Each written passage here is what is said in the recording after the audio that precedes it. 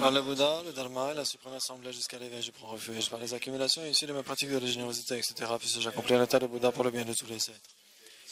Par le Bouddha, le Dharma et la suprême assemblée jusqu'à l'éveil, je prends refuge. Par les accumulations issues de ma pratique de la générosité, etc., puisse j'accomplir l'état de Bouddha pour le bien de tous les êtres.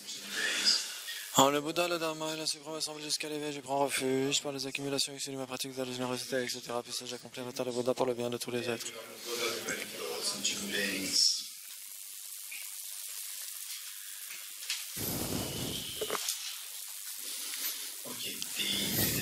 Aujourd'hui, la bodhicitta, la première méthode, les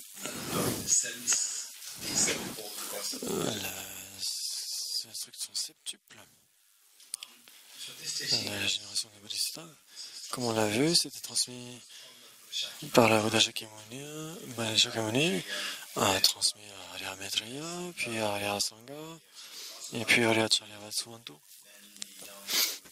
jusqu'à finalement, ça a été transmis à Lama Selingpa en Indonésie.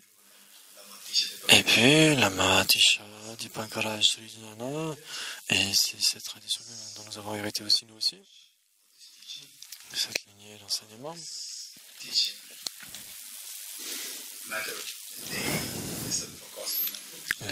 6 causes en effet, la septuple cause, il y a 7 étapes. Et donc, il y a les préliminaires, et puis les autres. On peut dire qu'il y a un préliminaire à ces 7, et donc ça donne 8 étapes. L'aspect préliminaire, c'est l'équanimité ou l'impartialité en tant que préliminaire. Et ensuite, il y a les 7 étapes. La première, c'est se souvenir que tous les êtres ont été nos mères.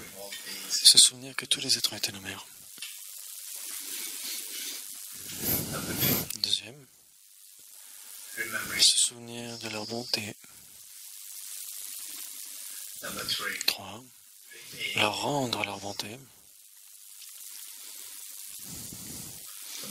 4, voir les êtres avec grande affection. Considérer les êtres avec affection. 5, la grande compassion. 6, l'altruisme ou la responsabilité universelle. Et 7, la bodhicitta.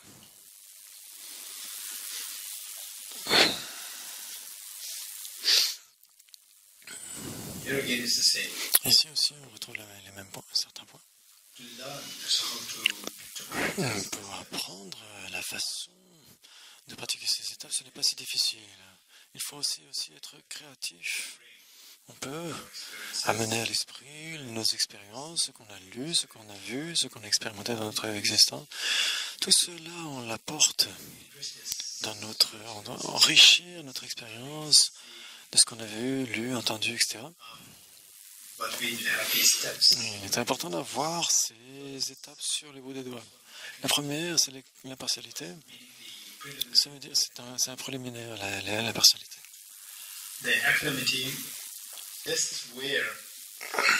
L'équanimité, c'est voir qu'en ce moment, on est plutôt biaisé, on a une attitude biaisée, extrêmement biaisée. Je ne sais pas combien d'entre vous ont déjà ressenti cela. Vous-même, par exemple, moi, il y a de nombreux biais. Et puis on va voir d'autres personnes, puis sur les mêmes types de biais, d'esprit biaisé. En général, se considérer quelqu'un qui est plutôt gentil, quelqu'un qui est plutôt gentil. Et donc, plutôt nos proches, nos enfants, et puis nos parents, etc. C'est quelque chose qui nous empêche de nous donner à nous-mêmes un maximum de bonheur. Se donner un maximum de bonheur, c'est lorsque vous commencez à avoir un amour inconditionnel vis-à-vis de tous les êtres. Et par exemple, Bodhisattva Shantideva, dans le chapitre 1 des Bodhisattva Charyavatara, bien que les êtres aspirent au bonheur,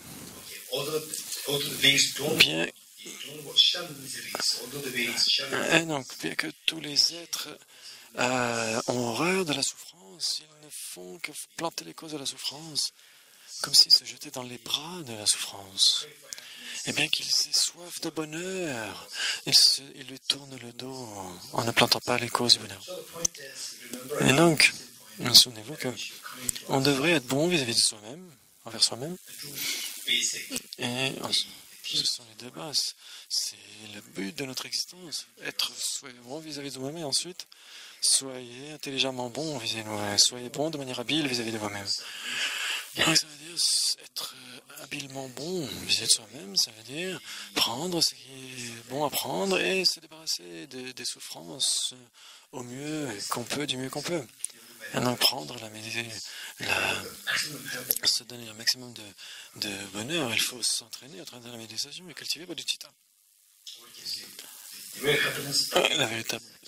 Et donc, bien que ce soit la source du véritable bonheur, en fait, on ne fait que le contraire. Les gens risquent leur vie pour s'engager dans des jobs très risqués, très dangereux, comme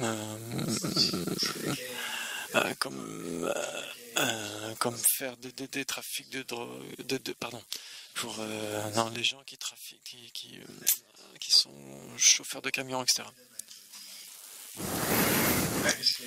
Et donc j'étais, par exemple, une fois à l'aéroport, j'ai été les trafics de drogue, c'est bien ça. Et donc j'ai vu une fois à l'aéroport, j'ai cherché les bagages à l'aéroport, j'ai vu un panneau, ceux qui font du trafic de drogue risquent la peine de mort. Et là j'ai vu ça, j'ai eu tellement peur, et je me suis dit, mais il y a des gens qui le font. Et donc le gouvernement était tellement désespéré pour faire cette annonce, dire ceux qui sont pris en train de faire du trafic de drogue risquent la peine de mort. Avec un panneau ici pour dire aux gens, ce n'est pas interdit, et malgré tout il y a des gens qui le font. Et il y a très peu de gens. La plupart des gens ne le font pas, bien sûr. Et donc, il y en a qui... Et donc, il y a des gens qui... Et il y en a qui le font, malgré tout. Et donc, il y en a qui osent risquer leur vie est la plus importante pour un individu. Et donc, pourquoi font-ils cela? Pour avoir de l'argent. Ils veulent de l'argent pour faire quoi? Parce qu'ils sont heureux. Mais qui sera heureux? Moi, ce jeu risque de mourir. Maintenant, vous risquez votre vie, cette vie, pour de l'argent.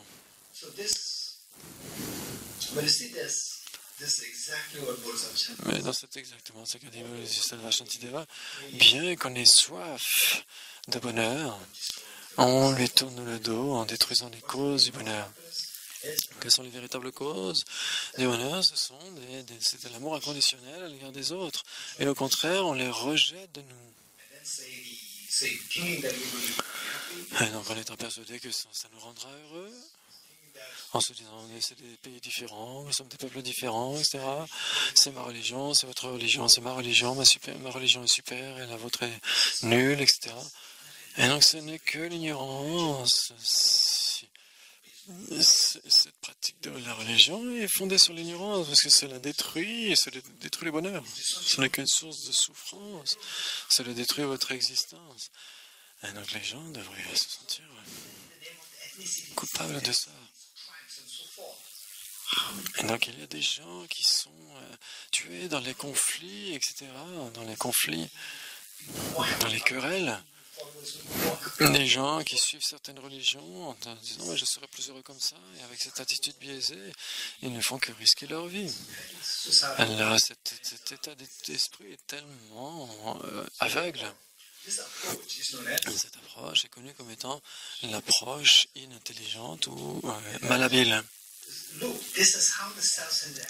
Et donc ça c'est l'attitude égocentrique et c'est extrêmement maladroit comme attitude et nous on est l'esclave de cette attitude égocentrique.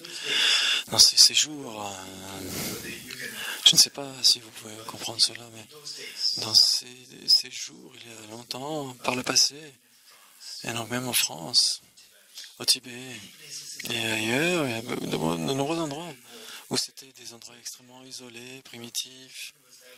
Ce qui est arrivé, c'est que les gens se battaient pour le territoire. Et donc les gens étaient extrêmement primitifs. Et donc c'était des gens très simples, des villageois, etc. Et donc ils élevaient du bétail, etc. Et puis un autre village disait non, ça c'est notre terre. Et donc ils commençaient à se battre. Se battre pourquoi? Par exemple, le bétail peut brouter ailleurs. Donc, c'est pourquoi est-ce que votre bétail aura plus d'herbe pour avoir plus de lait? Pourquoi avoir plus de lait? Parce qu'on aura plus de nourriture, plus à manger. Et donc, la nourriture, pourquoi? Pour avoir plus de bonheur. Mais en fait, pour votre bonheur, vous tuez, vous entretuez. Donc, c'était des conflits, des conflits internes, etc. Et puis, il y en a qui étaient jeunes et qui étaient plutôt, qui avaient des muscles plus développés, etc., plus forts, et donc ils essayaient de tuer les uns les autres. Et donc, A tuait un membre du groupe B, et puis le groupe B essayait de se venger, il y avait des représailles, donc ils tuaient A, et puis le groupe et puis un membre du groupe, et puis, et donc celui qui ne répliquait pas était considéré comme faible. Par exemple, imaginons qu'on tue quelqu'un de mon clan. Et après, si je ne tue pas quelqu'un du clan opposé, on va me considérer comme faible. Non, imaginons je tue quelqu'un ici. Et ensuite, vous allez tuer quelqu'un de mon clan. Et après, mon clan va essayer de tuer quelqu'un de votre clan. Et puis 20 fois comme ça, si j'arrête de tuer le clan des autres. Et donc, ça veut dire que ma génération à moi ne sera pas tuée non plus. Il n'y aura pas de représailles si j'arrête. Les autres seront contents que j'arrête les massacres. Et donc, ils seront contents, donc on va pouvoir discuter. Et ils seront contents d'écouter. Si je me venge, si je vais aller me venger en tuant les membres du clan opposé, etc., comment est-ce qu'il pourrait y avoir un dialogue possible? Et donc, en fait, ils ne font qu'avoir une vision à court terme, un manque d'intelligence, de se venger les uns les autres, etc., et de tuer encore et encore, et tout cela est dû à l'égocentrisme, juste pour une toute petite morceau de terre, avec de l'herbe. Et donc, 20 personnes qui ont été tuées d'un côté, 20 personnes qui ont été tuées de l'autre, etc., voir le prix que coûte cette terre, 20 personnes dans chacun des clans. Et donc maintenant, imaginons qu'on donne la vie de 20 personnes pour... imaginons qu'on vous dise, qu'on dise aux deux clans, on vous épargne 20 vies et vous donnez ce petit terrain.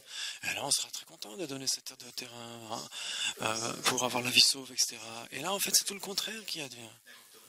Et en fait, là, c'est le manque de sagesse, c'est l'égocentrisme qui fait ça. L'égocentrisme est tellement distordu, tellement trompeur, elle est tellement on a l'impression que c'est une force, mais c'est une faiblesse, c'est de la stupidité. On oublie tellement les difficultés que cela engendre.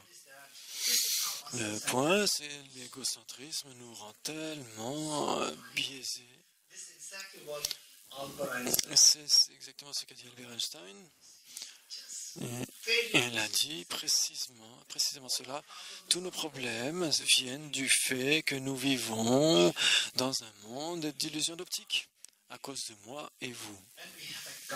Et donc la compassion que nous avons est extrêmement restreinte, extrêmement limitée vis-à-vis de moi et ce qui est à moi, mon clan, mes membres de famille.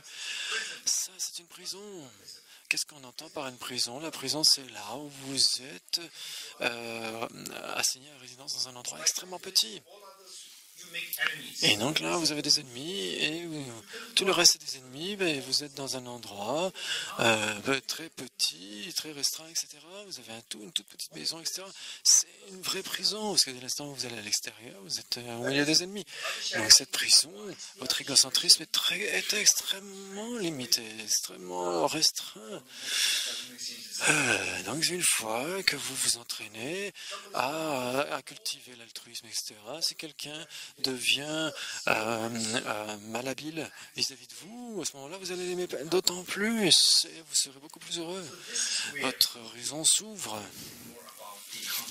Et donc, ce sont les défauts de l'attitude égocentrique. Et nous pouvons pratiquer pour la réduire à néant. Sinon, c'est comme prendre du terrain pour créer une maison et vous laissez le terrain comme ça. Et puis, à nouveau, cela devient... Donc à ce moment-là, donc ça veut dire que vous creusez un terrain pour faire une maison, les fondations, etc. Vous creusez, il pleut, et puis après les fondations c'est foutu, et puis après... Donc vous creusez le terrain. Et donc vous mettez les premières briques une fois que vous avez creusé le terrain. Donc de manière constante, pas en faisant beaucoup de choses un jour, et rien le lendemain. Il faut être extrêmement constant. Vous creusez le terrain pour mettre les fondations, brique après brique, etc. Et donc pour se débarrasser de l'égocentrisme qui est extrêmement biaisé. Et donc nous avons de l'amour et de l'affection excessive pour certaines personnes et de l'aversion vis-à-vis d'autres. C'est extrêmement étriqué, c'est extrêmement rugueux comme attitude, ça veut dire que c'est pas plat du tout, c'est pas aplani du tout, c'est extrêmement et donc ça veut dire que vous devez d'abord égaliser le terrain pour faire en sorte de mettre des fondations stables, etc. Donc vous creusez le terrain et puis vous remplissez les fondations avec des briques, etc. Et donc les gens que vous aimez, les autres avec lesquels vous avez de l'aversion, faites attention. Est-ce que vous êtes heureux à cause de ça ou pas? Non. Vous n'êtes pas vraiment heureux parce que les personnes envers lesquelles vous avez de l'amour excessif, et donc si quelqu'un a un conflit avec une autre personne, cette personne, vous êtes tellement en colère. Et si quelqu'un aime la personne que vous n'aimez pas, vous êtes tellement en colère, vous êtes tout le temps ballotté, l'agitation, l'irritation, la jalousie, etc. Tout ça à cause de cette façon de penser de manière déséquilibrée, de manière non égale. C'est pour ça qu'il est très important de cultiver l'impartialité. Votre esprit doit envisager les êtres d'une manière égale. Votre mère, d'un côté, une personne neutre et des ennemis. Alors vous imaginez votre mère d'abord d'un côté. On va se sentir spontanément proche. Et puis parfois vous allez vous sentir plus proche de vos enfants, hommes, mari, femmes, la personne vers laquelle vous avez une véritable affection, et après une personne neutre et des personnes hostiles. 3. Maintenant, la première. Person to whom you love so La première que vous aimez beaucoup. you just think very carefully. Okay, this person. Yes. Que cette personne, d'accord, j'ai beaucoup d'affection vis-à-vis d'elle. If you think about past lives, Mais si vous pensez aux vies passées, c'est intéressant. Pensez aux vies passées. Comment savez-vous qu'il y a des vies passées? Ça, c'est une bonne question. so since we don't have time, Et donc, we're going to go through on this. peut... But if you're On n'a pas beaucoup de temps, on ne peut pas aller vraiment dans le détail ici, mais si vous êtes intéressé, vous pouvez. French again, I'm not too sure. En France, je ne suis pas sûr. Il y a les Pramanavartika, chapitre 2. We did the whole teaching on that. On a enseigné, on a eu l'enseignement intégral là-dessus. Le texte, en anglais, il existe. Teachings also. Et les enseignements ont été enregistrés aussi. This you can get it from Et vous pouvez l'avoir au bodywisdom.org. Body, B-O-D-H-I, wisdom, W-I-S-D-O-M.org. Donc ça existe et ça... ouais, donc on va passer ça. Et donc ça c'est très important. Le point c'est que... if you do get the time, Et donc si vous avez du temps, vous pouvez regarder cela. Et donc le soir il y a une discussion de groupe. Vous pouvez aller au travers de ça, sur les renaissances. Cet enseignement, cette méthode, elle est fondée sur le concept des renaissances. La première, il n'est pas nécessaire d'avoir, pour la première, la légalisation et l'échange de soi avec autrui, il n'est pas nécessaire d'avoir cette compréhension des renaissances, mais pour celle-ci, oui. Donc votre mère, même dans une seule existence, we see that somebody to whom you look just like une personne que vous n'êtes pas du tout. Au cours d'une partie de votre existence, vous pouvez vous sentir très proche de cette personne. Au cours de la période ultérieure de votre vie, au début, vous ne pouvez pas voir telle ou telle personne, même en peinture, et elle a pu devenir ensuite une excellente amie. Combien d'entre vous not really dead. n'ont pas vraiment Some kind of that une certaine expérience comme cela, par exemple? short term. Même sur une très courte période, par exemple, un collègue ou etc., ou le premier mois, vous vous sentez proche, et puis après, vous vous sentez moins proche. Est-ce que c'est déjà arrivé? Oh, À qui? who never Et à qui ça n'est déjà jamais arrivé? Ces changements. Et donc aimer quelqu'un, puis ne plus l'aimer, ou ne pas aimer quelqu'un, et puis soudainement le trouver sympathique, etc. C'est fascinant. Par exemple, quand j'avais 20 ans, dans mes 20 ans, j'ai vu ça très souvent. Des gens très proches, pas simplement à l'extérieur, hein, moi. Et non, j'étais fasciné. Des gens avec lesquels j'étais extrêmement proche, des liens très proches. Et puis après un certain temps, les gens sont tellement distants. L'autre personne n'aime pas vraiment vous voir. Et donc c'est vraiment marrant, c'est tellement drôle la façon dont l'esprit fonctionne.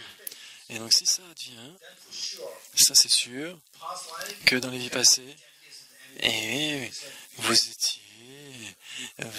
étiez des ennemis peut-être, et que peut-être dans cette existence vous allez devenir votre mère, cet ennemi est devenu votre mère. Shariputra a vu ça une fois, quand il était en train de demander pour la nourriture. Il a vu une famille, il a regardé la famille, et il a dit une strophe. Il a dit, et il a vu une femme, une jeune mère, qui avait son enfant dans les mains, dans les bras,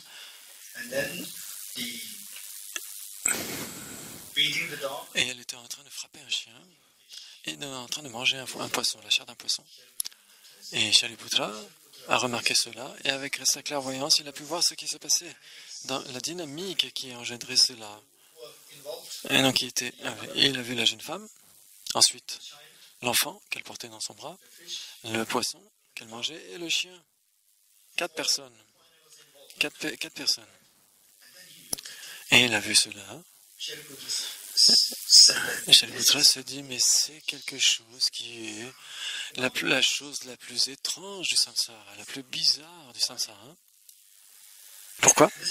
Cette mère tenait dans son sein, dans son bras, son ennemi, le pire ennemi, son pire ennemi qui était son voisin, qui était mort et qui avait repris naissance en tant que son enfant. Et elle mangeait la chair d'un poisson qui, par le passé, était son père. Et elle frappait le chien qui était en train d'attendre un morceau de poisson. Elle le frappait, qui était la renaissance de sa chère mère qui était morte. Frapper la mère, manger le père, tenir dans son bras son ennemi. C'est exactement ce que dit Shariputra. C'est la chose la plus étrange, la chose la plus bizarre du samsara, et quand même pas, il n'a pas pu contrôler son rire. Il a éclaté de rire quand il a vu ça. Quand on dit mon enfant, mais quel enfant? C'était son ennemi du passé. Comment est-ce qu'on dit mon enfant? Donc si on le voyait dans ses bras, on dirait ah mais c'est mon ennemi que je tiens dans mes bras. Ce serait quand même bizarre. Et si on disait... Par exemple, les gens qui sont morts, qui sont décédés par le passé, et donc on demande à sa sainteté d'aller là-bas, on demande à se mettre, s'il vous plaît, faites des prières ou qu'ait repris naissance cette personne, puisse-t-elle ou puisse-t-il avoir une longue vie, une bonne renaissance.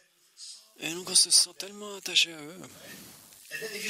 Et puis si vous savez que votre père, que vous aimiez tant, et que la mère que vous aimiez tant, si vous saviez qu'ils avaient repris naissance sous la forme du chien, et vous seriez tellement affectueux vis-à-vis du chien. Et là, votre père qui est devenu ce poisson, vous ne seriez pas en train de le manger, vous l'auriez laissé dans son endroit, dans son lieu de vie. Et donc, à cause de cela, on est séparés par la transmigration, les renaissances. À cause de cela, on ne voit pas ce qui s'est passé par le passé. Et donc, ceux qui ont la clairvoyance telle que Shariputra peuvent voir. C'est pourquoi il a vu cette contradiction du samsara. Donc, c'est très possible. Il y a aussi un récit, une famille qui a commencé à être pauvre, et à ces jours, il consultait des astrologues, etc. Je ne suis pas très enclin en astrologie, la divination, etc. Ce n'est pas mon job. Si vous me demandez, je vous dirai. Sinon, sinon dans cette classe, donc je ne suis pas très proche de tout ça. Donc ce qui est advenu, c'est que vous consultez un astrologue, l'astrologue va dire quelque chose. Vous consultez une personne qui fait des divinations, et un nouveau va dire quelque chose. Et après vous consultez un autre lama et il va dire quelque chose. Et la même personne elle ne peut pas qui a raison, qui a tort, les instructions sont contradictoires, etc. Et donc il y avait des gens qui étaient pauvres et qui, dans consultant un astrologue, ils pouvaient dire tout ce qu'ils voulaient. Certaines personnes qui ne savent même pas ce qu'est Bodhicitta et la vie de la vacuité, et il leur dit si vous pratiquez le dharma, il y aura des obstacles, vous aurez une vie brève, vous pourriez mourir si vous faites le pratique. Si vous pratiquez le dharma. Et donc il rend les gens il leur fait peur de pratiquer le dharma. Mais donc imaginons quelqu'un qui dit si vous prenez du médicament, ça va vous s'il disait prenez du poison, ça va vous tuer, oui, il a raison, mais et donc les gens qui étaient pauvres consultaient un astrologue. L'astrologue disait votre pauvreté, c'est parce que vous n'avez jamais fait aucune puja, aucun rituel. Quel rituel devrions faire? Et vous devriez faire ce rituel de sacrifice animaux. Tuer des animaux. Et le père a fait ça tous les ans. Il tuait un buffle. Et accidentellement, il est arrivé que la famille finit par avoir une situation économique un peu meilleure. Et donc, accidentellement, ça peut advenir. Ça peut arriver. And sometimes in an accident, it Et may say, parfois même, with me also. il y a des accidents comme ça qui viennent avec moi. Et donc, parfois j'arrive dans certains endroits et la pluie arrive. Il n'a pas plu pendant plusieurs années et dès que j'arrive quelque part, il pleut. Oh, Geshe-la a apporté la pluie. C'est une pure coïncidence. Ce n'est une coïncidence, ce n'est pas à cause de... C'est juste accidentel. Si j'étais pas venu, il n'y aurait plus de toute façon. Et maintenant, avec quoi? Si vous demandez la météo précisément, ils vous diront de toute façon. Ils vous auraient dit de toute façon, il aurait plu le jour où je suis arrivé. Et donc que je vienne ou pas, il aurait plu de toute façon. Oh, les gens disent, oh, Geshe-la, il a apporté la pluie. C'est juste de la foi aveugle. C'est pourquoi c'est là où était le problème. Donc, de manière accidentelle, ils ont été, leur situation financière s'est améliorée. Donc, ils ont accordé crédit à ce qu'il a dit. Alors que cette personne, tous les ans, tuait un buffle, un pou, et en fait, en cela, il a accumulé des karmas négatifs. Il n'y a aucun doute là-dessus. Et il y avait un très grand maître tibétain qui disait, les gens qui font confiance, les astrologues, et qui font les divinations, et ils leur font plus confiance que leur confiance envers le Bouddha. Ils ne font pas confiance au Bouddha. Le Bouddha dit, ne commettez jamais le moindre mal. Si vous ne voulez pas les peurs ou la souffrance, ne commettez jamais le moindre mal. Vous voulez le bonheur?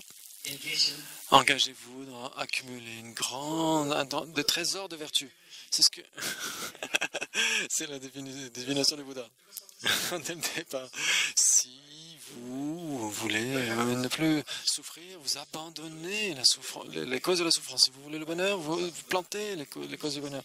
Et on ne suit pas le Bouddha, on suit les devins, etc. Et si ce mois-ci vous faites des vertus, et il y aura quelque chose qui adviendra de négatif, il y a des gens qui les croient. C'est un désastre. C'est un désastre. Les gens qui font des divinations, qui disent ça, seulement la personne, si elle a vraiment la connaissance, Bodhisattva, la vacuité, jamais elle ne dira ça. Sinon, ils peuvent dire ça, des choses tellement bizarres, tellement étranges. Et n'allez pas à la retraite de Bodhisattva, vous pourriez être malade. Ces choses qui peuvent advenir.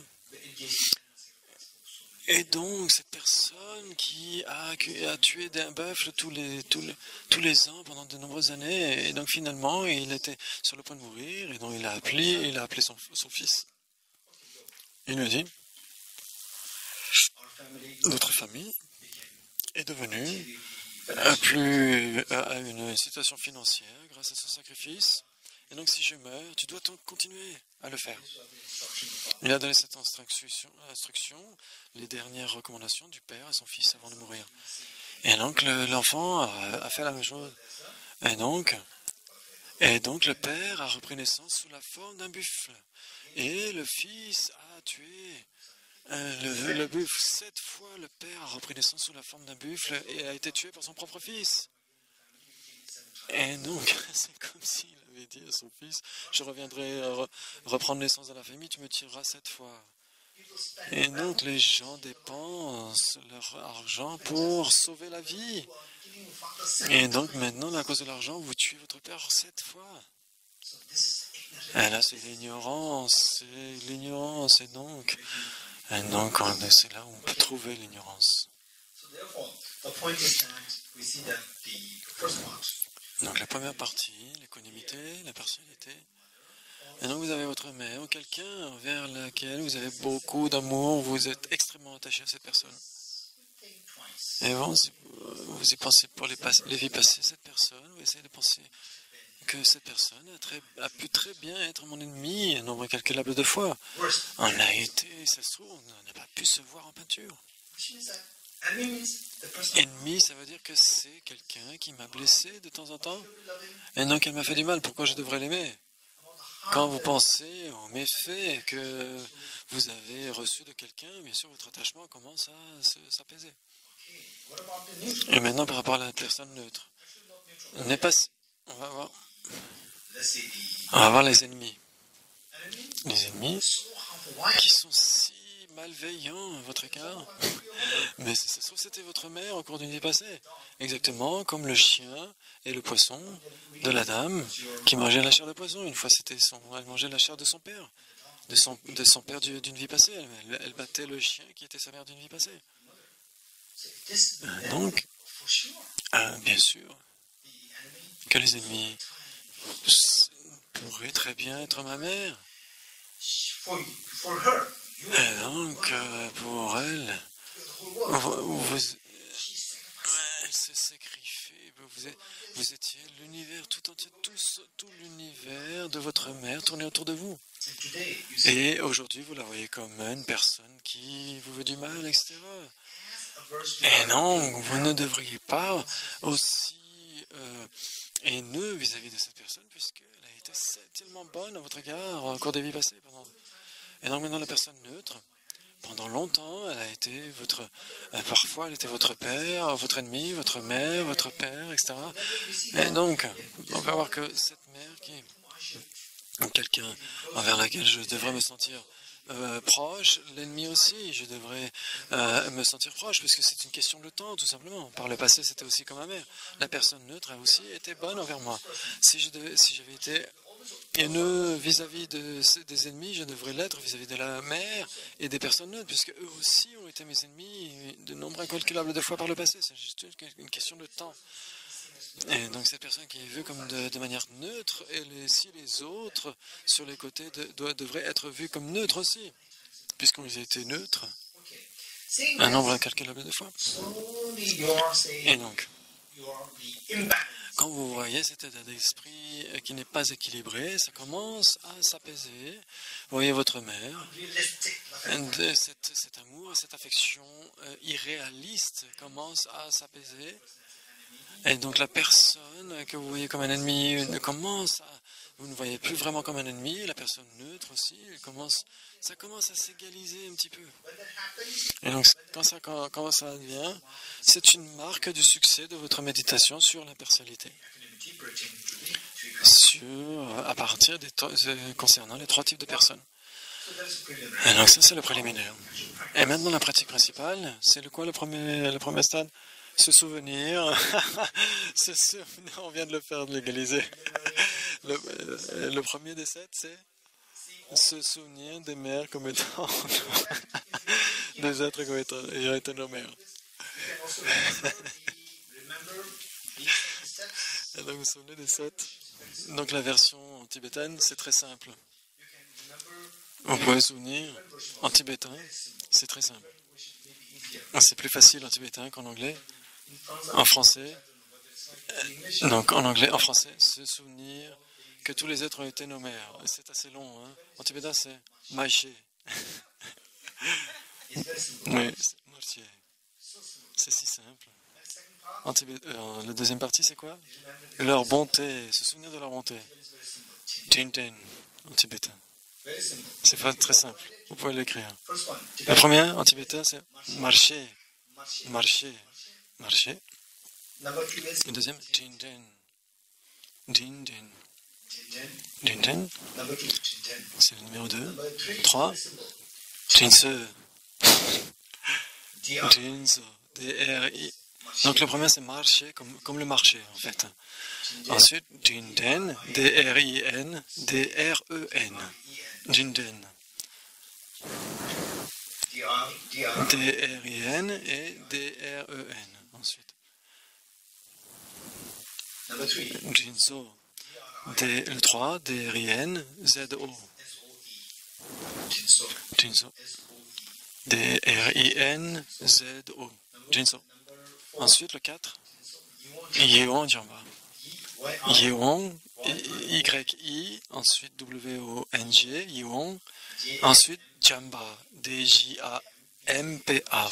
Yeon Jamba. Next, Ensuite, Ningji, la compassion. N-Y-I-N. N-Y-N-G-D-J-E. Ningji, J-A-Y. compassion. Next, Haksam. Ensuite, Laksam. L-H-A-K-S-A-M. L-H-A-K-S-A-M. Laksam. L-H-A-K-S-A-M. Laksam. Then finally, Sem. Ensuite, Semke. Le dernier, le septième, Semke. S-E-M-K-Y-E. Two options. Semke Semke. / Changchuk Sem. Ou alors, Changchuksem. Changchuksem. On peut dire soit Semke, soit Changchuksem. Donc Semke, S-E-M-K-Y-E. Ou plus loin, Changchuksem, D-J-A-N-G. T-C-H-O-U-B. S-U-M. S-E-M, pardon. Changchuksem. Et donc, les premiers, c'est extrêmement important. Semke, Changchuksem, ça veut dire bodhicitta. Sa sainteté l'utilise tellement souvent. Your teachers, Vos enseignants, wherever you attend, que vous alliez écouter les enseignements, vous avez ces mots, vous écoutez ces mots tellement souvent. Donc, le premier, c'est marcher. okay. One time, Une fois, my Indian friend, mon ami indien, he learned all these things. il a appris toutes ces choses. Et moi, Two matters, les deux méthodes, simple hospital. les instructions 7 points, et puis les 9 points, etc. Tous les points ici en tibétain, il les a appris. Et puis, After about a year, après un an, à peu près, I called him. je l'ai appelé au téléphone. After On ne s'était pas vu pendant à peu près un an.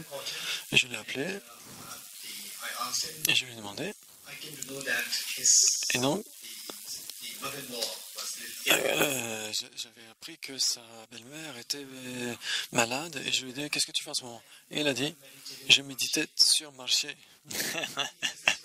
Il a utilisé le mot tibétain. Je médite sur marcher. Okay. So this one, the first one, Et donc le premier marcher, ça veut dire se souvenir que tous les êtres ont été nos mères.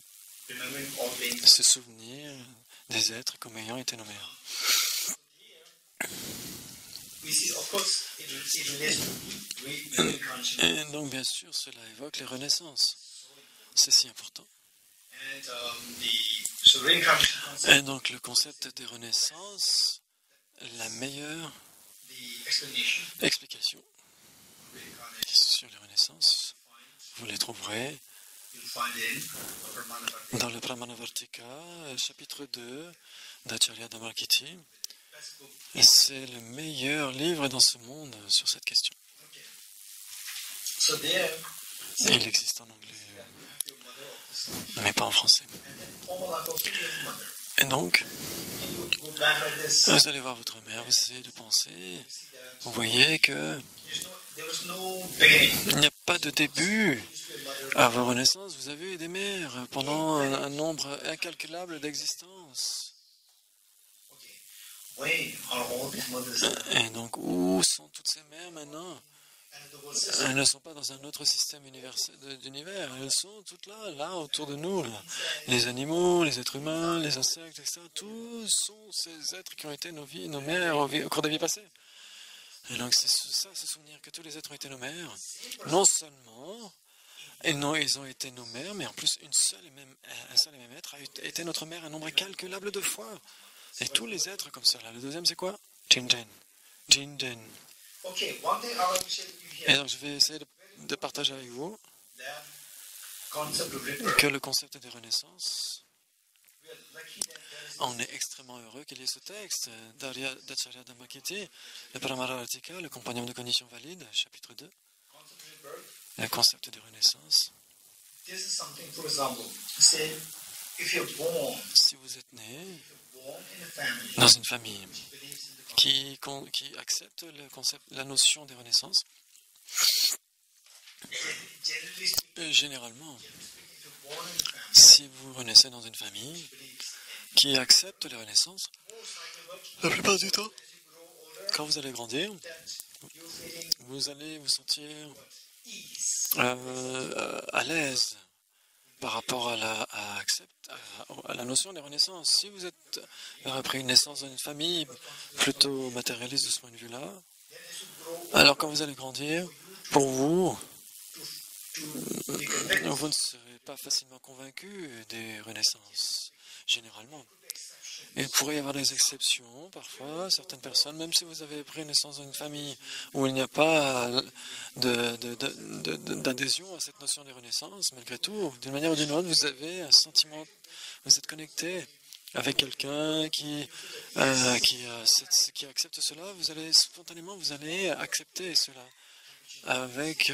C'est dû à vos tendances d'habituation issues des vies passées. C'est dans cette existence.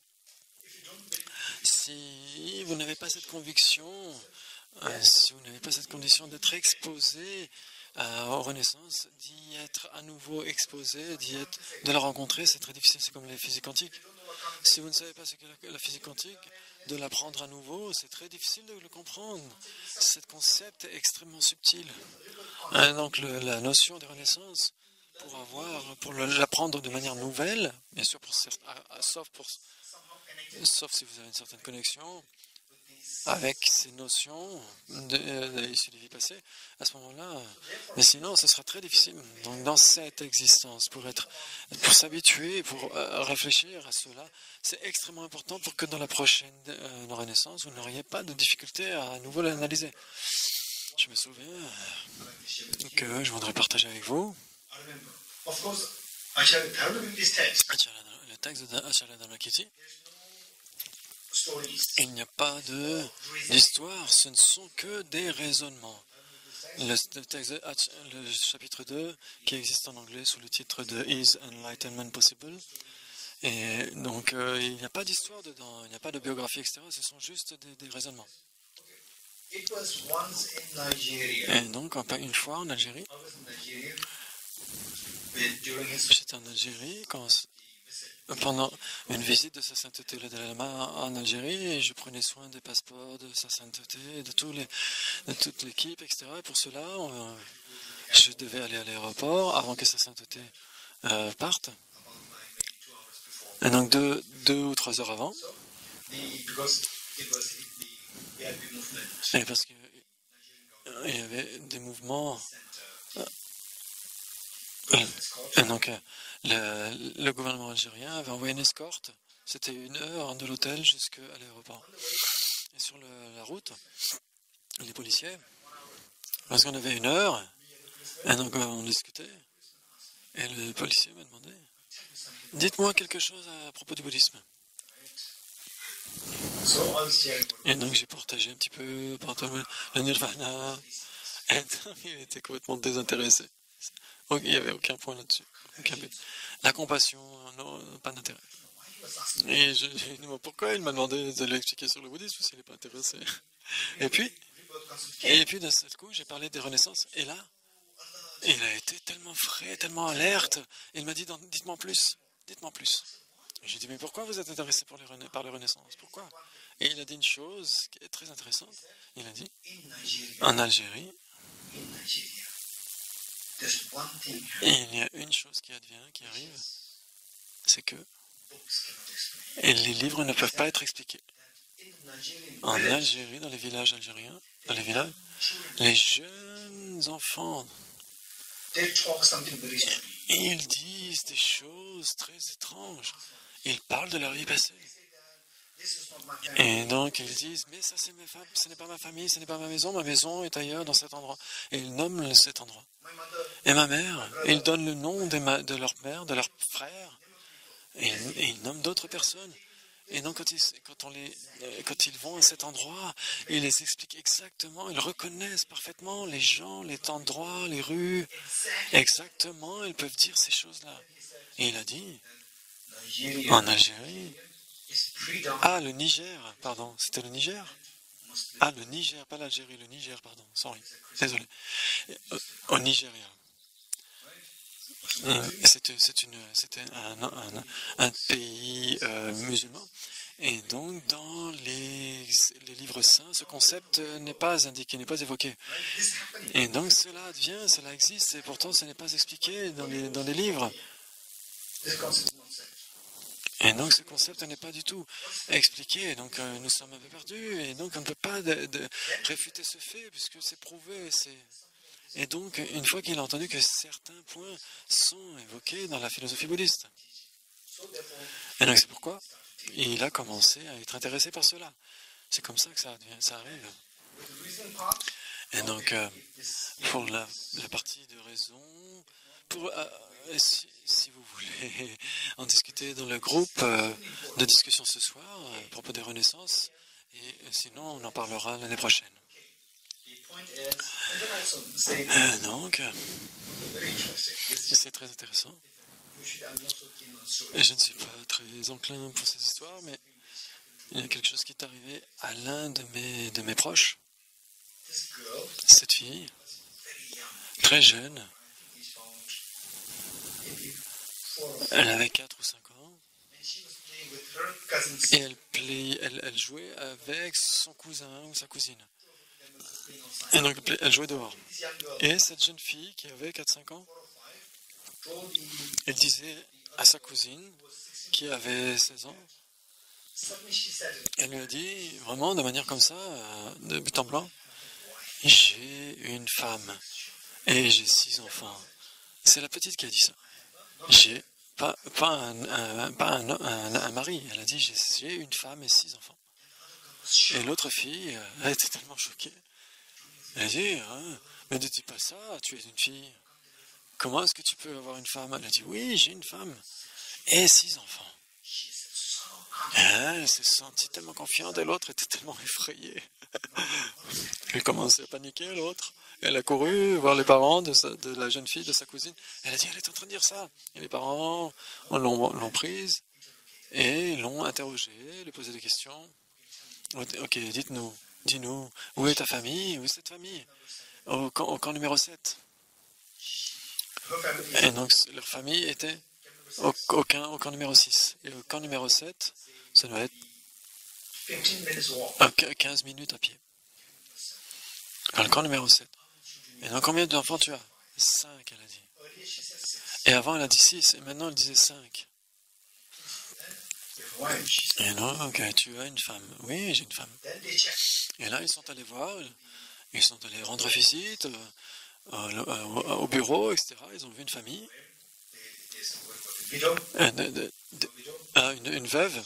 Une veuve avec 6 enfants. Et ils sont allés voir cette veuve, et elle a dit, les 5 enfants sont de mon père, de mon mari, et un autre enfant est de l'un de mes autres maris, d'un autre mari. J'ai eu avant, donc j'étais marié avant, et donc elle a eu 5 enfants d'un mari et un enfant d'un autre. Et donc, maintenant, ils ont considéré que cette fille, maintenant elle a ses 20 ans, elle a 20 ans. Et donc il l'emmène avec elle, à chaque fois qu'ils vont en vacances, il l'emmène avec elle. Et donc ces choses adviennent comme ça.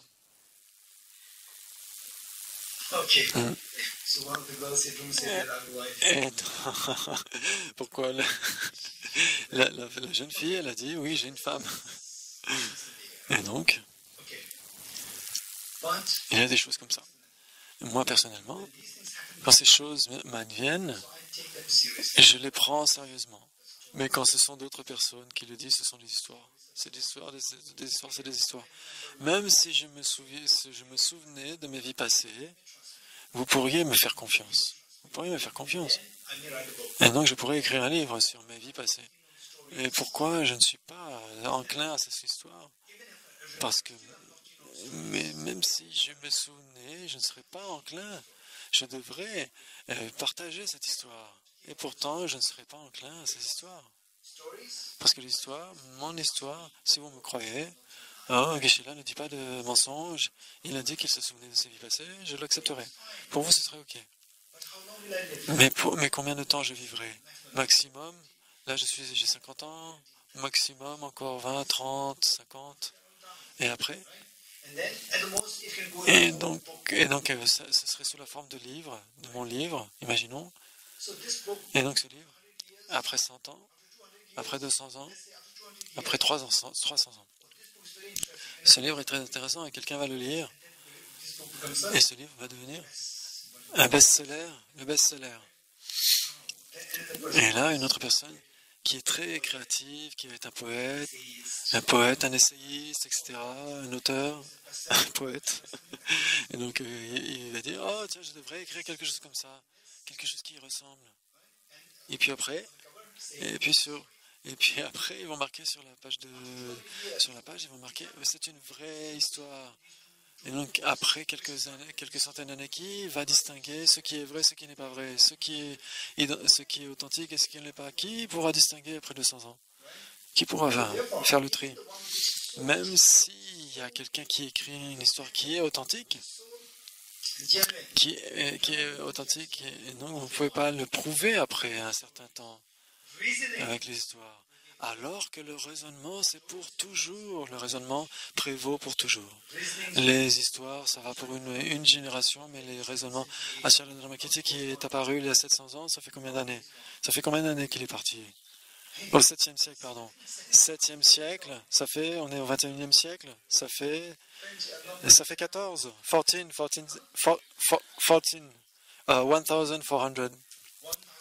1400 ans. Ça fait 1400 ans. Et donc, depuis 1400 ans, pour n'importe qui cultive son intelligence, son raisonnement, sa raison sur la base de ce livre, ça tient pour toujours. Alors que pour un livre d'histoire, c'est juste une génération, tout au plus. Et donc, c'est ça la différence entre les témoignages et la raison. Si vous croyez trop les témoignages vous emmènent n'importe où. Ça peut même vous sortir du bon chemin. Alors que l'approche du Bouddha, c'est l'analyse. L'approche du Bouddha, c'est la raison. Le Bouddha a toujours demandé d'analyser, de ne pas croire aveuglément à ce qu'il enseigne.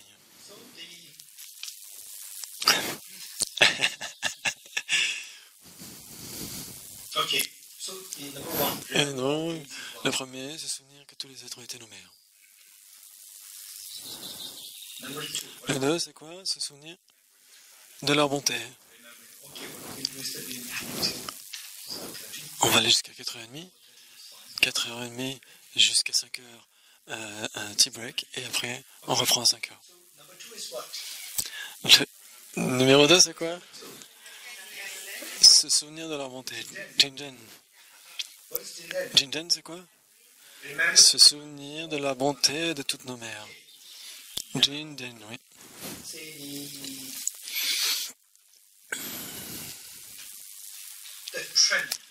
Et donc la tendance.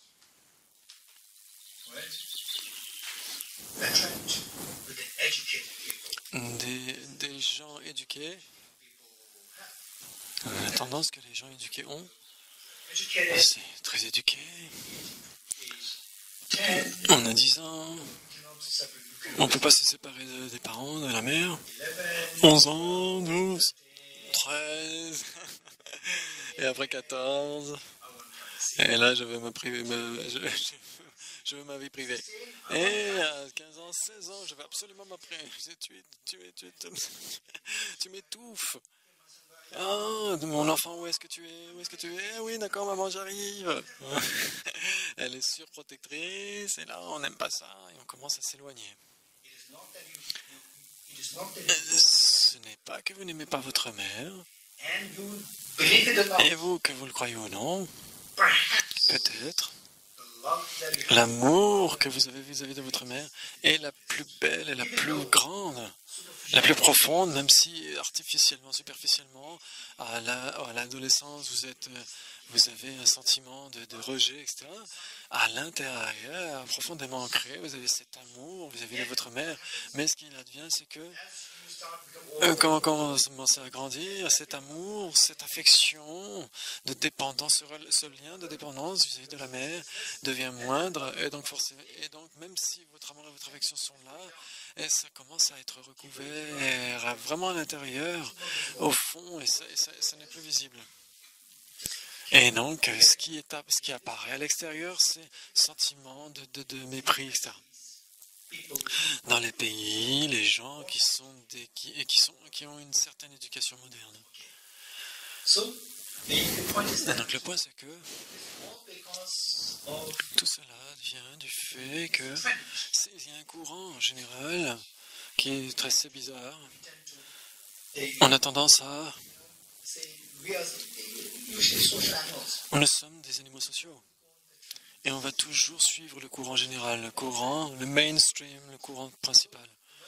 On va suivre le courant général, on va voir ce garçon ou cette fille, et donc vous regardez ce garçon, vous regardez cette fille, oh tiens, ce garçon il a des problèmes avec sa père, cette fille elle a des problèmes avec son père, et donc, oh, mais moi aussi, tiens, j'ai des problèmes avec ma mère, ah, elle est surprotectrice. Ouais, cette fille et ce garçon, ils ont aussi des problèmes avec leurs parents, etc. Ah, mais c'est vrai, moi aussi, c'est comme ça. Et donc, on a tendance à suivre le courant. Et donc, les gens n'aiment pas leurs parents. Ah, bah, moi, c'est pareil, je vais faire pareil. Et donc, souvent, on s'éloigne des parents. Bien sûr, de manière générale. Dans les familles qui ont moins d'éducation, This trend is not et il n'y a pas nécessairement ce courant. Donc, les parents sont super, on devrait être respectueux vis-à-vis des parents. C'est plus qu'un courant. C'est un courant, c'est pas parce que c'est mieux, c'est juste parce que c'est un courant. Et dans certains endroits, dans certains lieux, certaines conditions modernes, etc., avec certains types d'éducation, ce n'est pas parce qu'ils sont pires, c'est juste un courant et on suit le courant. okay. So with this, the point Donc le point ici, c'est que remember, si, I'm saying this again. là je vais le dire encore, ce n'est pas parce que vous n'aimez pas votre mère, vous n'aimez pas vos parents, vous faites simplement comme les autres, vous les aimez, vos parents. Mais cet amour et cette affection devient plus à l'intérieur, recouverte, et n'émerge plus à la surface. À la surface, c'est ce qui est manifeste. And if you're able to Si vous étiez capable d'aller au fond de vous et d'extraire ce que vous avez à l'intérieur, vous sentirez la merveille de cet amour, de cette affection que vous avez. but this is something you Mais, you're happy. et donc avec mais au lieu de, là c'est l'opposé qui advient. Close 11 En fait, là vous sentiriez tellement proche de vos parents. Ce serait le contraire de ce sentiment qu'on a quand on suit le courant. Now the point is that's Le point c'est que si on peut le faire, extraire cette magnifique graine qu'on a à l'intérieur depuis la jeunesse, le premier jour de notre existence, 5, 6, 7, 8, 9, 10, jusqu'à 10 ans, on a cette graine magnifique que nous avons vis-à-vis des parents. Et donc, c'est là, essayez simplement de le rendre plus manifeste à la surface. Et je vais partager cette histoire avec vous. Comment faire cela? right. I'll share the story. J'enseignais That was in 2004. en 2004. Ça fait combien d'années? 14 ans. C'est facile à compter. I was Il y a 14 ans, teach on m'a demandé d'enseigner à des étudiants de l'université Emory who came qui sont pour un semestre en Inde, qui étaient venus en Inde, et on m'a demandé de leur enseigner. Et donc j'ai enseigné toutes ces choses. Donc il y a eu 3 mois, et ensuite, après 3 mois, il y a eu comment dire, des champs de recherche. Des champs de recherche, field of research, c'est quoi? C'est comme une enquête, c'est comme des recherches qu'on effectue à l'université. Et après cela, ils sont revenus et ils ont commencé à repartir aux États-Unis. Et donc tous ces étudiants qui sont venus me voir, They said that one of the boys told me that l'un des garçons m'a dit, il y a une fille, cette fille, she will be living 1 week ahead of elle va partir une semaine avant les autres. Pourquoi? Parce que sa mère elle souffre d'un cancer. Et donc elle doit partir là-bas pour voir sa mère. And then they told me that but Et donc, she's not going along well with her mother. et donc cette fille n'avait pas une relation exceptionnelle avec sa mère. Then the next day she came. Et donc après, elle est venue le lendemain, She came to my place elle est venue me voir, and she said, Elle a dit ok. Genla, Genla, sir. ça veut dire enseignant, professeur. Genla. I have to leave. Je dois partir avant les autres. Ok. And because my mother Parce que ma mère cancer. a un cancer. And she said, but I Et don't. elle a dit, mais je ne veux pas y aller. She said, Elle a dit, je ne veux pas y aller. so I already knew the story. Et donc, bien sûr, je connaissais l'histoire déjà. Je lui ai dit, assieds-toi. Elle s'est assise. Et je lui ai dit, Okay. ok, You have always learned about tu as appris tout ça sur la bodhicitta, ces deux méthodes. all these things. Tu as appris tout ça, toutes ces choses. 2 months. Les 3 derniers mois, tu as appris tout ça. Et donc, je ne sais pas qui est ta mère. Je n'ai aucune idée sur qui est ta mère. Je ne l'ai jamais rencontrée. Je n'avais même jamais entendu son nom. I don't remember. Je ne connais pas ta mère. I can Mais say that je peux dire parfaitement, avec une véritable assurance, que ta mère you did the job. a fait le boulot. You did not Et do your job. tu ne fais pas le boulot. Your job to Toi, ton boulot, c'est encore à faire. Toi, ta mère, elle a fait le boulot à ton égard. Et donc, la première fois que je t'ai vu, en tant qu'une jeune fille sûre d'elle-même, etc. Et donc, j'étais sûr que ta mère t'a donné tout exactement ce qu'il te fallait pour que tu sois comme ça dès le premier jour où tu étais un petit morceau de viande. Si elle t'avait laissé de côté, tu n'aurais pas pu te déplacer toi-même. À ce point, si ta mère t'avait laissé sans prendre soin de toi, tu ne pouvais pas marcher, tu ne pouvais pas te nourrir ni rien. Tu serais morte depuis longtemps. Elle t'a donné, elle s'est sacrifiée, elle a tout sacrifié pour toi pendant toutes ces années. Je peux le voir. for that. Pour cela, et donc, si elle n'avait pas eu d'amour et d'affection à ton égard, elle ne l'aurait pas fait. Et elle l'a fait, elle a déjà fait le boulot. What you are now. Toi, ce que tu es maintenant, c'est en bonne santé, éduquée, une fille forte. Et donc, ça prouve que ta mère a tout fait pour toi. Et maintenant, qui est dans l'erreur? Toi? Maintenant, c'est ton boulot. Et tu n'as pas fait ton boulot. C'est à toi d'être bonne vis-à-vis d'elle. No excuse now. Il n'y a pas d'excuse. Your mother did the job. Ta mère a fait le boulot. Et même s'il y a eu un conflit, une personne qui est censée verra que ta mère a fait le boulot, alors que toi, il est encore à faire. She started. Et là, elle a commencé à pleurer. She started weeping. Elle a commencé vraiment à pleurer. And then she said, yes, Et en effet, elle a dit, ok, maintenant je comprends. yes, I have done my job. Mais j'ai encore mon travail à faire. Je suis tellement désolé pour elle. Yes, En effet. my mother. I could see that. Now she's able to go back in time. Et maintenant, elle a pu aller 1 year old. visualiser, se souvenir de tout ce qui s'est passé, 1 an, 2 ans, 3 ans. Even for 1 day, babysitters. Même pour une journée, si le bébé reste là, même les babysitters sont tellement occupés de s'occuper. C'est tellement du travail de s'occuper d'un enfant quelques heures par jour.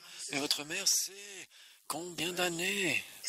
24 heures sur 24, elle a tout sacrifié pour vous. She Et là, elle a pleuré, elle a dit oui, en effet, c'est vrai.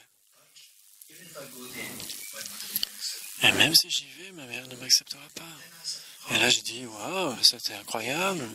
Si toi, tu pouvais aller par le passé et que tu admettais, Admit en effet, que ta mère a été si bonne envers toi et que tu changeais ton esprit, c'est ce qui est nécessaire. Tu aurais fait le boulot. Then I told her, Et donc, je lui ai dit, no, honey, dans ce cas, tu n'as pas à te presser pour aller en Amérique, tu vas envoyer un mail à ta mère. in the email, just Et donc, dans le mail, tu vas admettre, dis-lui que tu l'aimes, elle t'a tout donné, you deserve the most. combien elle t'a donné de l'amour, Now, et que tu es tout pour elle, et que grâce à elle, maintenant elle est malade, the mother to expect love. et maintenant elle espère donner et recevoir de l'amour de toi, et maintenant tu admets tout cela. N'écris rien sur votre relation qui est tenue après. Dis juste ça. Alors oui, ça lui a pris 3 jours pour écrire un mail. After writing this email, Then we were waiting for that time.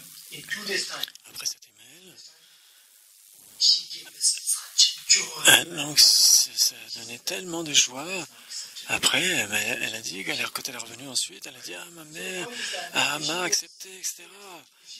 Donc si elle était allée en personne, sa mère n'aurait pas écouté, elle n'aurait pas vu qu'elle avait changé. Et la mère aurait été irritée en voyant sa fille, etc. Et donc elle a dit, ok, le moment où là, il y aurait les mauvaises empreintes qui seraient revenues, etc. Avec un mail, et donc un email, le mail ne va pas s'irriter contre vous. Et donc elle sera plutôt contente de lire le mail plutôt que de voir la personne. Le mail va dire, oh, ça va être des plaintes. Mais je vais quand même lire ce qu'il y a dedans. Et là, elle va dire, oh, c'est tellement beau que la mère a eu la chance de lire et de voir sa fille changer. Et là, elle a envoyé un mail magnifique à sa fille. Sa fille était tellement heureuse, une telle joie qu'elle est allée là-bas. Et ne le croyez-le ou là, jusqu'à la mort de elle était l'infirmière de sa mère, jusqu'à la mort de sa mère. Vous voyez cette dynamique entre la mère et la fille. Et donc, la mère sert non pas par obligation, mais par amour, un amour incroyable, une tendresse infinie pendant toutes ces années. Et donc, il y a eu ensuite, après, un conflit entre la mère et la fille pendant quelques années, etc. Très, très amer, et ensuite la mère est malade, et donc elle a peur que sa fille prenne avantage de cela, mais au contraire, la fille, là, était son infirmière. C'est quelque chose que nous pouvons tous comprendre. Il suffit d'aller par le passé. Quand j'avais 1 an, j'étais tout le temps avec ma mère, dans les bras de ma mère, à 2 ans. Donc, à moins que ma mère ne m'aime comme ça, elle n'aurait jamais pu me laisser dans ses bras comme ça, s'il ne m'avait jamais aimé. Et puis 2 ans, 3 ans. Et donc, si je pleurais, ma mère venait automatiquement. Donc, ça veut dire qu'elle m'aimait tellement. Est-ce que j'ai fait mon boulot pour lui rendre sa bonté? Non, pas vraiment. Non, vous pouvez voir comment la mère va sacrifier tout pour ses enfants. C'est incroyable. Vous comprenez? C'est ironique. Les parents, le père, la mère, généralement, les mamans aiment leurs enfants plus. Et l'amour des pères, l'expression de l'amour, le contact physique, etc., c'est plus avec la mère, parce que les enfants aussi se sentent plus proches physiquement de leur mère. L'un de mes cousins, et je lui ai demandé, ton fils qui est très jeune, 4-5 ans, qui est-ce qu'il aime le plus? Vous, toi ou ta femme? Il a dit, ma femme, c'est sa mère. Parce que le fils avait plus de contact physique avec la mère. Et grâce à cela, c'est assez étrange, Ce sont toutes les expériences que vous devez emmener dans votre pratique. Quand j'étais dans un train, de l'Inde du Sud jusqu'à Delhi, et de Delhi jusqu'à Dharamsala pour recevoir les enseignements de sa sainteté, et là, c'était un long voyage. Vous connaissez le voyage de l'Inde du Sud? 3 jours de train. Donc vous avez le temps de voir les parents, les enfants, etc. Vous avez le temps de voir tout ça. Et donc c'est assez drôle de voir tout ça. Et donc j'avais un père, la mère et l'enfant, et le fils. Et donc c'est mon hobby, c'est mon plaisir de voir les relations entre les gens. Et donc l'enfant, c'était jeune, etc. C'était bon, c'est naturel, il est un peu turbulent, etc. Et donc quand le fils était un petit peu turbulent, le fils disait et mon fils? Et là le fils était comme ça, comme un soldat, droit dans ses bottes. And the mother Et quand la mère, bench, sur le banc, enfin, corner to elle corner, était dans un coin, the mother was sitting donc there. la mère était là, assise, et le père était assis à côté, The mother would give order. et parce que la mère donnait les ordres. I don't know what his name. Je ne sais plus son nom, etc. Okay, I did this. Et imaginons ravi, et dès qu'il s'est ravi, hop, le gamin était droit dans sa boîte. Oui, oui, papa, qu'est-ce que tu veux? I want my purse. Je veux le porte-monnaie dans le sac. Ah oui, oui, oui. Ouvrir le sac. Quoi d'autre?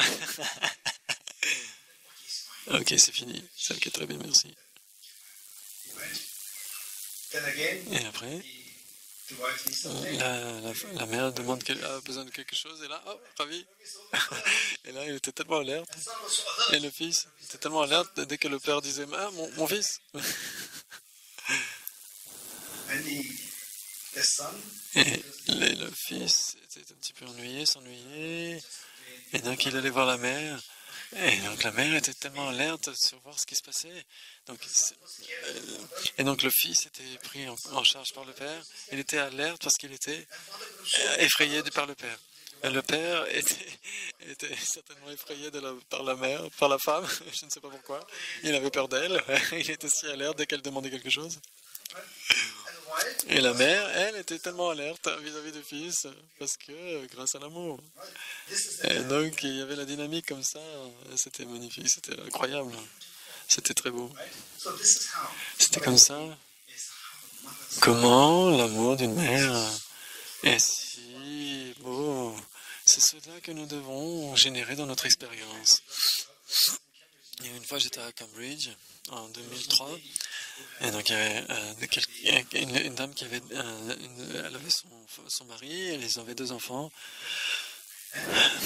et donc la dame était tellement, elle aimait tellement les enseignements sur le Dharma. Et le premier enseignement, elle n'était pas là.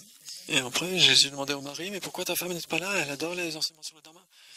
Et il a dit, elle a dû aller chercher les 2 enfants à l'école. Et donc, elle devait tout laisser tomber pour ses enfants. Et donc, qui sont ces enfants? Nous avons cette expérience, tous les sacrifices des parents, en particulier de la mère, quand nous en avions besoin, c'est se souvenir de la bonté de votre mère, des parents.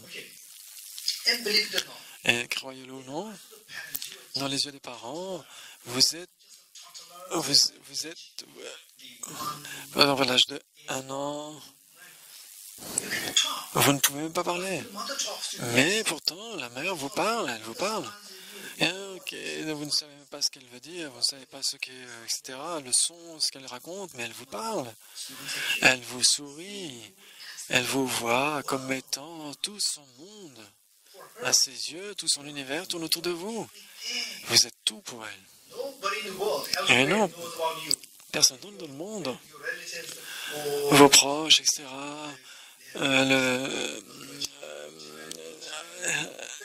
than that, they don't donc, à part ça, ils ne savent pas qui est il n'y a que votre mère qui sache, etc. Dans l'univers. C'est extrêmement précieux. Et donc, c'est l'amour que nous pouvons recevoir. right? And you also, it's very important. Il est très important de voir cette dynamique entre l'amour, la mère et les enfants. Le père, les enfants, etc. Souvent, le père aussi se sacrifie tellement. C'est tellement magnifique. Go back in time like this. Aller par le passé. Et surtout, quand vous étiez tellement vulnérable. That you receive. Et donc, tout l'amour que vous avez reçu. Les parents, etc. Et donc, vous allez par le passé. Et essayez de vous souvenir de la bonté de vos parents. Ils vont donner tellement d'amour. Et ils ont tout sacrifié pour vous. C'est magnifique. Okay. So in fact, there's one Et girl donc il y a une fille who gave birth to a child qui a eu un enfant. before the child was given birth. Et bien sûr, avant que l'enfant ne naisse, le divorce est arrivé. She went through. Of course, she was from America, Et donc elle était en Amérique. from India. She Et elle était en Inde. going through all these difficult. Et donc elle a rencontré toutes ces difficultés, des souffrances, etc. Go Je lui dis, va voir tes parents.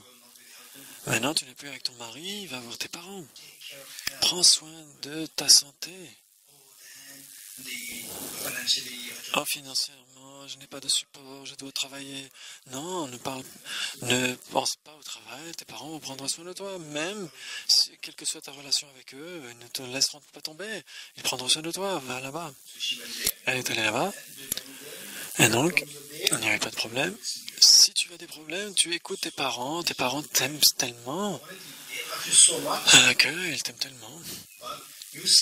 Mais tu les vois comme étant différents. Ils t'aiment beaucoup, que tu le crois ou non. Va là-bas. Elle a été extrêmement prise en charge par ses parents. Et donc, bien sûr, elle avait certaines réserves, etc. Mais pour son enfant, elle était prête à aller là-bas pour travailler et prendre soin de l'enfant et voir ses parents, etc. Et passer toutes ces épreuves pour son enfant. N'est-ce pas? C'est comme cela, on a reçu exactement la même quantité d'amour et d'affection de nos parents. Donc de la même façon, ce même scénario, mon frère et moi, on a été séparés jusqu'à l'âge de 16 ans.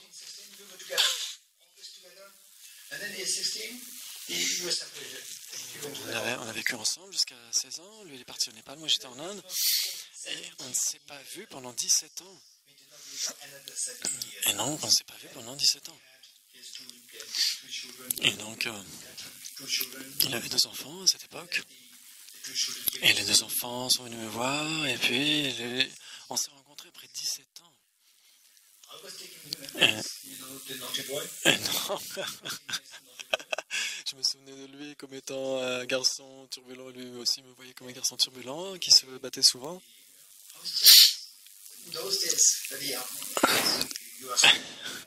Quand on est jeune, c'est toujours comme ça, c'est des conflits. Et après, on avait grandi.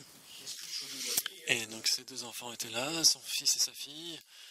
Et il y en avait qui avaient 7 ans, 8 ans, et il y en avait qui avaient 4 ans, 5 ans.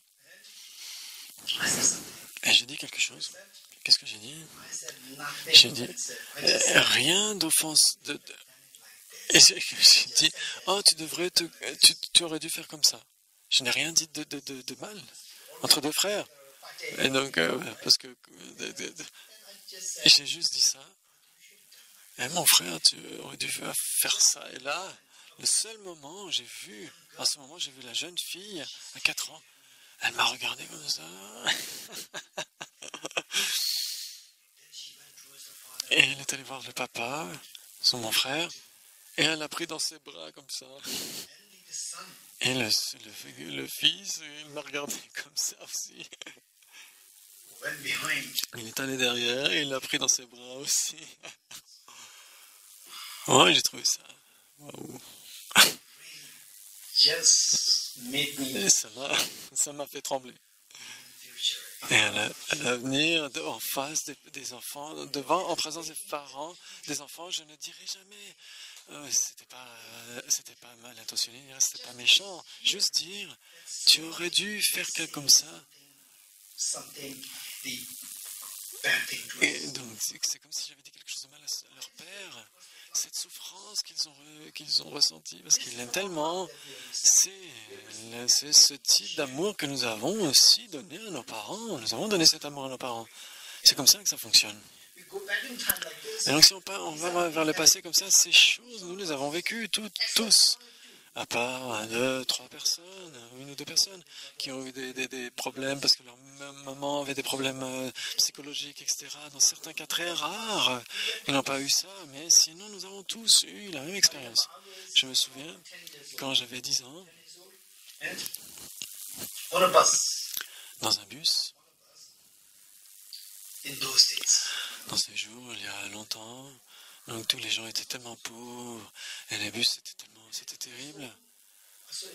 Et donc j'ai vu en face de moi un gentleman qui était un ouvrier manuel, Et donc, ses vêtements étaient déchirés, il était extrêmement maigre.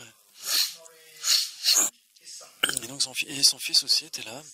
Il avait 7 ans, 6 à 7 ans, il n'avait pas assez de place.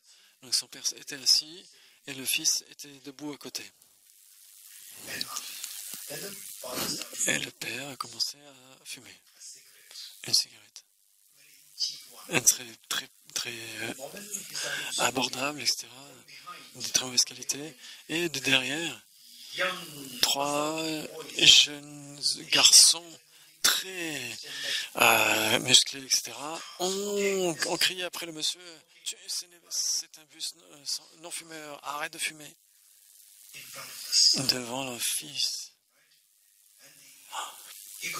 Et là, et donc cette petite cigarette qu'il avait, qui a déjà allumé, et il s'est dit, qu'est-ce que je vais faire? Fumer, ils vont crier plus, ils pourraient même me battre, la jeter. Mon fils est là, et l'estime de soi, l'estime qu'on a devant le fils va se sentir tellement offensé, et donc après quelques secondes d'hésitation, et les choses sont devenues plus paisibles, et il a à nouveau pris une bouffée. Et là, ils ont dit, on va te jeter hors du bus si tu continues à fumer. Et là, j'avais juste 10 ans, j'ai vu ça, je me suis senti tellement irrité.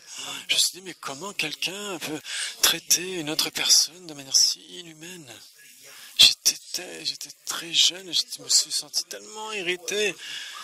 Et donc, si c'était arrivé, et donc imaginez le sentiment qui était d'un garçon comme moi qui avait 10 ans, qui n'avait pas de lien familial avec cet homme, imaginez le ressenti de son enfant, de son propre fils.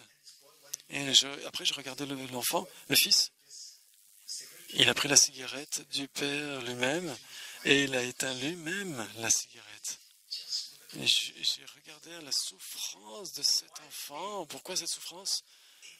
Parce qu'à cause de son amour incroyable vis-à-vis de son père, c'est ce type d'amour dont nous avons bénéficié quand nous étions jeunes. Maintenant, c'est le temps pour nous.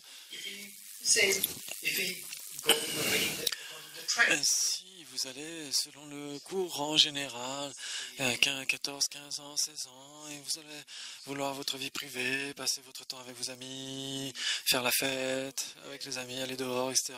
Et puis votre maman vous appelle, où tu fais quoi, vous vous sentez tellement embêté, dérangé.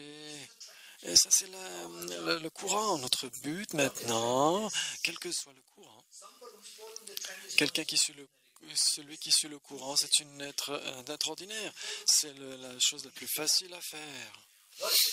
La chose la plus difficile, et qui est intelligente.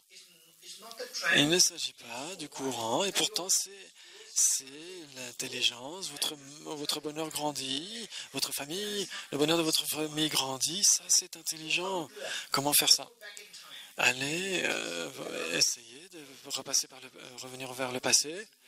Et donc, souvenez-vous, quand vous étiez jeune, etc., à l'âge de 2 ans, 3 ans, souvenez-vous de l'amour que les enfants ont des parents, et les parents aussi ont beaucoup d'amour de leurs enfants. Souvenez-vous de cette expérience. Ramenez-la à la vie, au présent.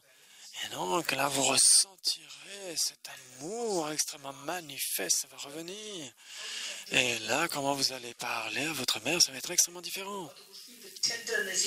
Votre mère va sentir que vous êtes tendre, votre voix tendre, elle va sentir votre tendresse dans votre voix. Elle va se sentir tellement heureuse. Ceux qui n'attendent rien d'autre que vous, que de l'amour et de l'affection. Ils n'attendent que cela. Il y a une fille qui est partie des États-Unis pour Taïwan. Et cette fille, tous les ans, elle allait rencontrer son père à Taïwan. Et après 3 ou 4 ans, elle est allée à Taïwan pour voir son père. et elle n'a donné aucun cadeau. Donc, oui, c'est mon père, ouais, c'est un acquis. Pourquoi je devrais apporter quelque chose? Pourquoi je devrais venir avec les mains pleines? Et donc, il y a quelque chose qui a eu un déclic dans son esprit. Et un jour, elle s'est dit, et pendant des années, en fait, à chaque fois qu'elle venait le voir, elle venait sans rien. Et donc, elle n'apportait jamais rien. Là aussi, cette fois-ci. Et donc, elle a eu un déclic, elle s'est dit, mais pourquoi je n'apporte jamais rien à mon père? Et donc, c'était pas vraiment une étudiante. Elle ne donnait pas grand-chose. Tout ce qu'elle donnait, c'était une enveloppe avec $300. Et un jour, elle a donné ça à son père. Elle a dit, c'est mon cadeau pour toi. Et le père était tellement content de cette enveloppe. Il était extatique. C'était une joie immense. Quelle impression avez-vous? Qu'il adore l'argent? Ça pourrait être ça. 300 $. C'est ce qu'on pourrait croire. Donc la fille était avec son père pendant 20 jours, une vingtaine de jours, et puis après elle revenait en Amérique. Et après, son père lui donnait une enveloppe qui contenait $7,000 américains.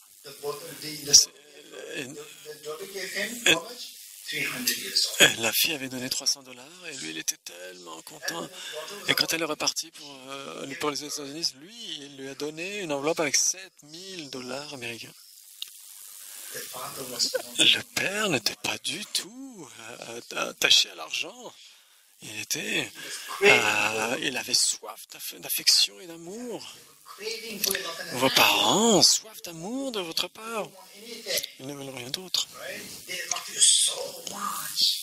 Ils vous aiment tellement qu'ils attendent la même chose.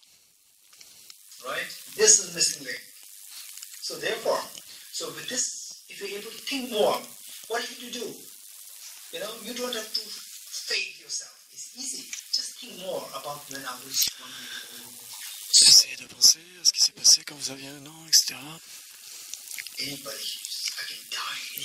Je pourrais mourir n'importe quand, mais j'ai survécu. Jusqu'à 2 ans, tellement vulnérable. Simplement, grâce à l'amour et l'affection, vous voyez.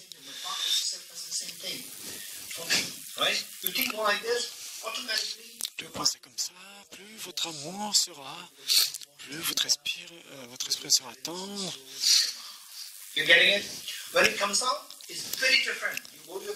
Et quand ça émerge, là c'est différent. Votre façon de vous comporter sera extrêmement différente. Le ton même que vous allez employer quand vous avez...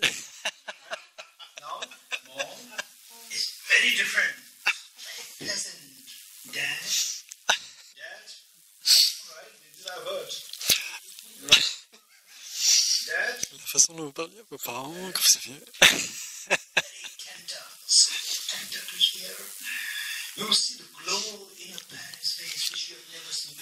Et là, vous allez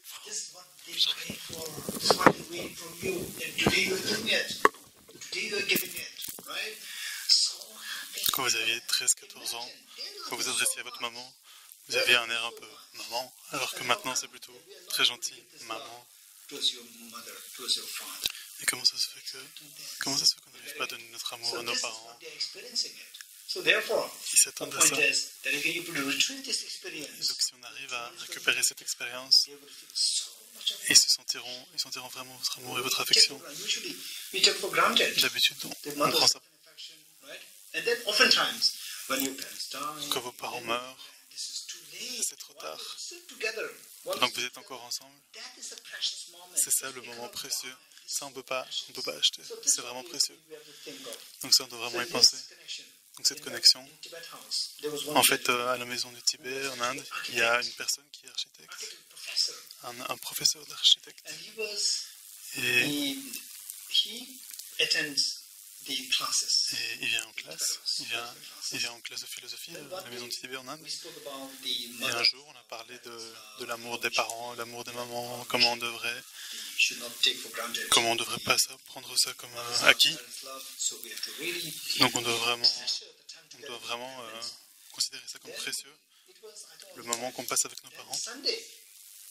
Et donc ça, je l'ai dit le vendredi. Et donc le dimanche, juste avant le cours, juste avant la classe, il est venu me voir. Et il s'est assis et il pleurait. Et il a dit, ce que tu as dit vendredi, ça a vraiment changé ma vie. Et je lui ai dit, mais qu'est-ce qui s'est passé? Vendredi, en entendant à quel point il est précieux de passer du temps avec ses parents, tant qu'on est encore ensemble. Le côté précieux de ça, il dit qu'il a vraiment regretté. Il était fils unique. Et les parents, ils avaient vraiment très envie de vivre avec leur fils. Mais le fils, il repoussait toujours les parents, donc ils vivaient séparément.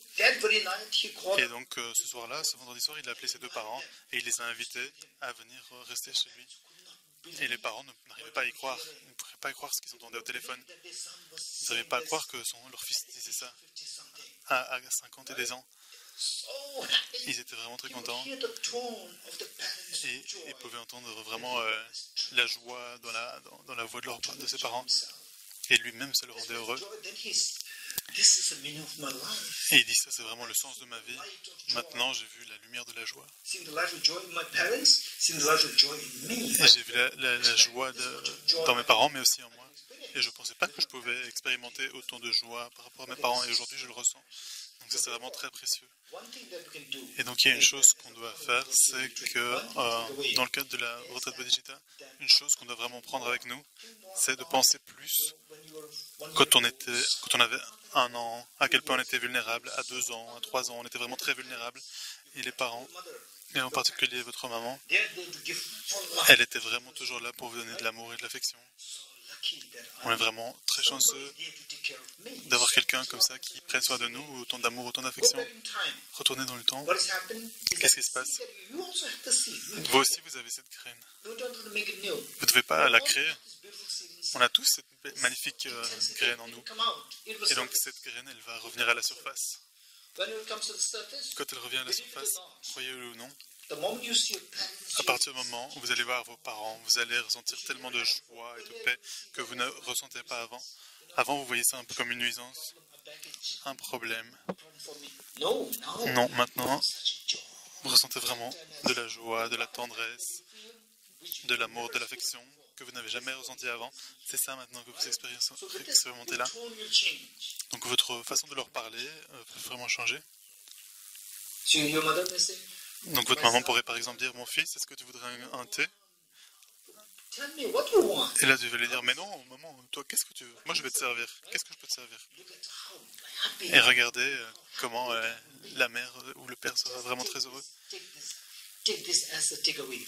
Donc prenez vraiment ça comme emportez ça de la retraite. Et alors vous allez voir cette joie dans vos parents. Et vous allez voir cette joie refaire surface en vous aussi. Elle va rebondir sur vous. Vous allez ressentir cette joie en vous. C'est tellement intense, c'est tellement précieux. Et quand vos parents voient cette joie en vous, parce qu'ils vous aiment tant, ils deviennent encore plus heureux. Et donc toute la famille change. Et toute l'atmosphère dans la famille va changer. Et tous les autres personnes, ils vont voir qu'est-ce qui se passe. Avant c'était une famille où tout le monde était froid les uns que les autres. Et maintenant, c'est vraiment très différent. Il y a beaucoup de chaleur. Les parents sont tellement contents que les enfants soient venus. C'est pas comme si les enfants étaient venus un jour et puis le lendemain, ils ont disparu. Et donc un jour, on est plus ou moins heureux, puis le lendemain, on est malheureux parce qu'ils ont disparu. Mais là, pendant 20 jours, 30 jours, vous êtes avec vos parents, vous allez voir les voisins, ils vont voir la différence. Qu'est-ce qui s'est passé avec eux? Qu'est-ce qui s'est passé avec lui, avec elle? Aujourd'hui, maintenant, ils sont tellement heureux de dire que leurs enfants sont venus. Avant, c'était pas du tout comme ça. Avant, quand le fils venait, c'était un peu comme un fardeau. Et les parents disaient plutôt aux enfants, les enfants disaient aux parents, mais ne fais pas ci, ne fais pas ça, ne m'appelle pas. Et donc les autres vont aussi voir cette beauté et vont voir que c'est les bénéfices que les enfants ont embrassé les enseignements du Bouddha. Et c'est comme ça que vous pouvez vraiment transmettre les enseignements bouddhas. C'est pour ça que vous pouvez faire propager les enseignements du Bouddha, que vous pouvez transmettre le message de l'amour et de l'affection. Si on peut au moins faire ça, c'est tellement précieux.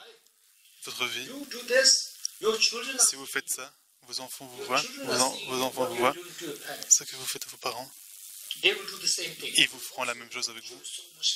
Ils vous donneront tellement d'amour et d'affection que vous prendrez de l'âge. C'est incroyable. C'est incroyable. L'effet, ça va rebondir.